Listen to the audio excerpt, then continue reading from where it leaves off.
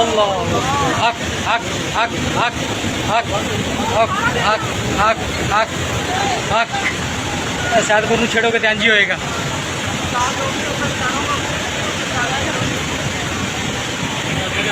सैदपुर ਨੂੰ ਛੇੜੋਗੇ ਤੇ ਇੰਜ ਹੀ ਹੋਏਗਾ।